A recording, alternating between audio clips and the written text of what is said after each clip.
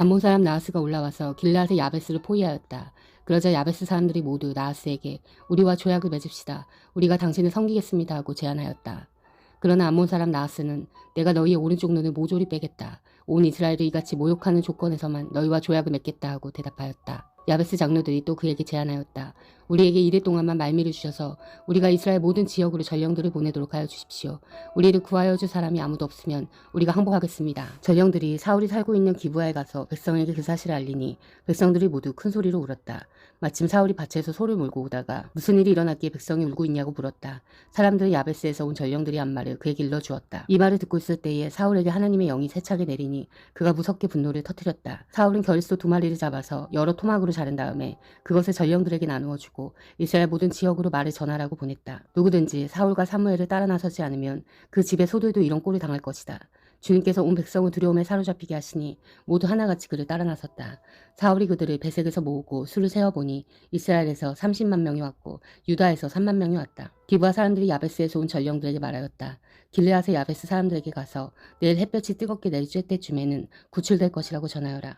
전령들이 돌아가서 야베스 사람들에게 소식을 전하니 그들이 모두 기뻐하였다. 그래서 야베스 사람들이 암몬 사람들에게 화답하였다. 우리가 내일 당신들에게 나아가 항복하겠습니다. 그때 가서는 우리에게 하고 싶은 대로 하시오. 다음날 아침 일찍 사울은 군인들을 세 부대로 나누어 가지고 새벽녘에 적진 한복판으로 들어가서 날이 한창 뜨거울 때까지 암몬 사람들을 쳐서 죽였다. 살아남은 사람들은 다 흩어져서 두 사람도 함께 있는 일이 없었다. 백성이 사무엘에게 와서 말하였다. 사울이 어떻게 우리의 왕이 될 수 있느냐고 떠들던 자들이 누구입니까? 그런 자들을 내주십시오. 우리가 그들을 쳐서 죽이겠습니다. 그러자 사울이 나서서 말하였다. 오늘은 주님께서 이스라엘 백성을 구원하여 주신 날이오. 오늘은 사람을 죽이지 못하오. 사무엘이 백성들에게 말하였다. 우리가 길갈로 가서 사울이 우리의 왕이라는 것을 거기에서 새롭게 선포합시다.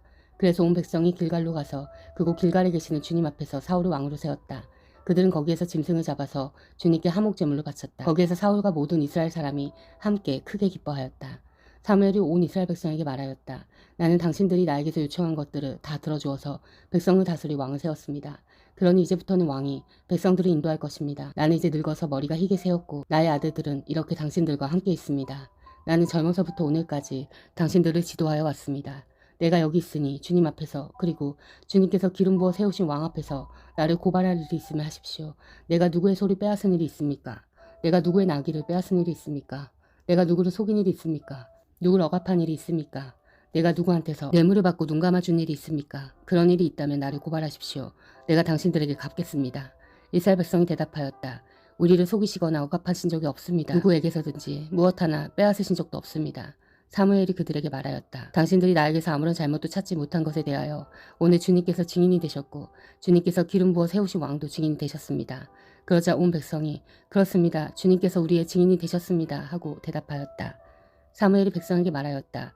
모세와 아론을 세우시고 당신들의 조상을 이집트 땅에서 데리고 올라오신 분이 바로 주님이십니다. 그러니 그대로 서 있으십시오. 내가 주님께서 당신들과 당신들의 조상을 구원하려고 하신 그 의로운 일을 주님 앞에서 증거로 제시하고자 합니다.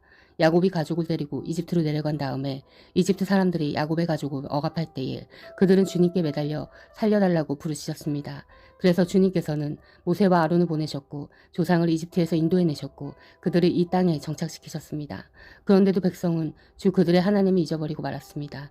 그래서 주님께서는 조상들을 블레셋 사람과 모압 왕과 하솔왕 야빈의 군 사령관인 시스라에게 넘기시고 우리 조상들을 쳐서 정복하게 하셨습니다. 조상들은 주님께 살려달라고 부르짖으면서 우리는 주님을 버리고 바알신들과 아스타로 여신들을 섬기는 죄를 지었습니다. 이제 원수들에게서 우리를 건져주시기 바랍니다. 그러면 우리가 주님만을 섬기겠습니다 하고 호소하였습니다. 주님께서 이 호소를 들으시고 여룻바알과 베단과 입다와 나 사무엘을 보내셔서 사방으로 에워싼 원수들에게서 우리를 건져주셔서 안전하게 살 수 있도록 하셨습니다.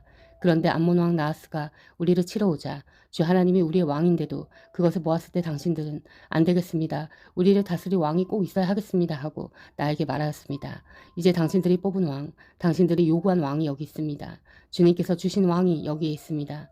만일 당신들이 주님을 두려워하여 그분만을 섬기며 그분에게 순종하여 주님의 명령을 거역하지 않으며 당신들이나 당신들을 다스리는 왕이 다 같이 주 하나님을 따라 산다면 모든 일이 잘 될 것입니다.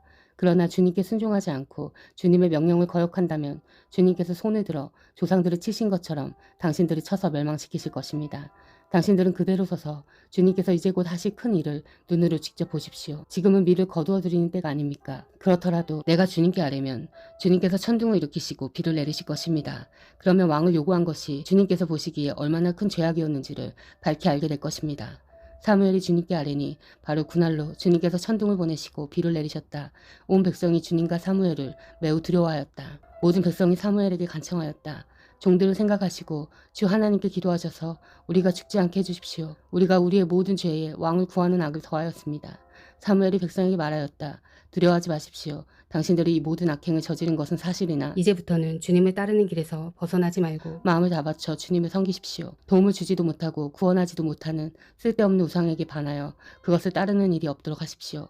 그것들은 헛된 것입니다. 주님께서는 당신들을 기꺼이 자신의 백성으로 삼아 도와주시기로 하셨기 때문에 주님께서는 자기의 귀한 명예를 지키시기 위해서라도 자신의 백성을 버리지 않으실 것입니다.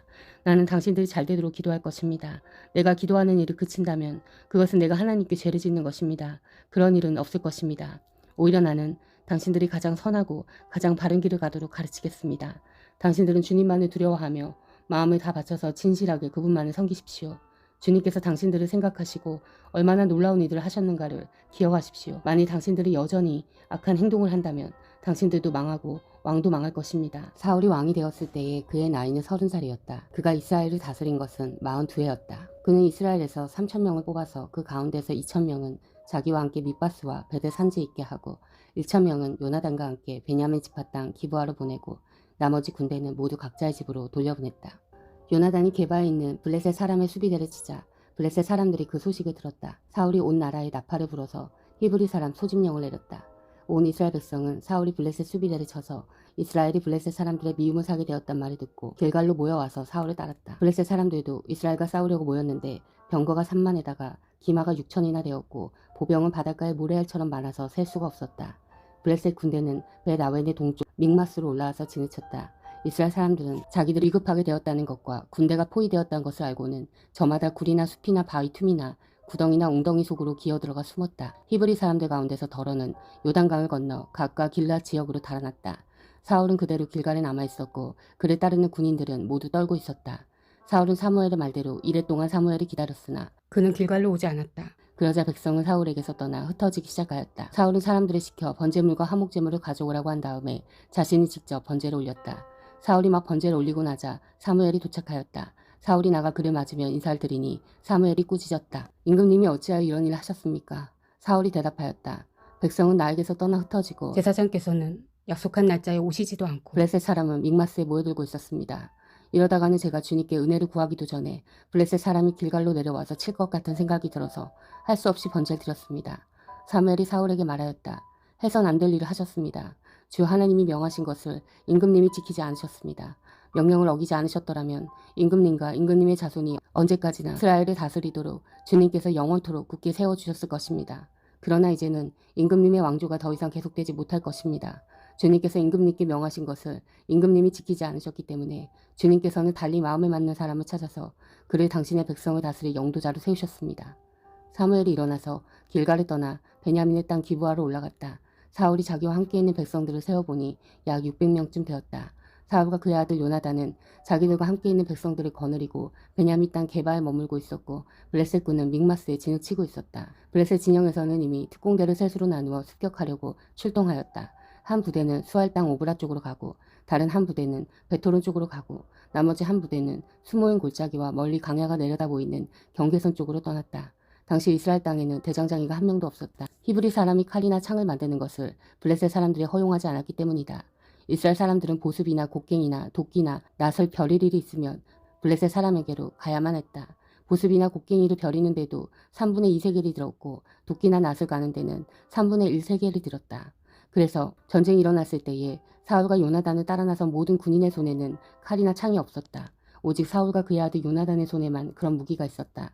블레셋 군대의 전초 부대는 이미 믹마스 어귀에 나와 있었다. 아멘.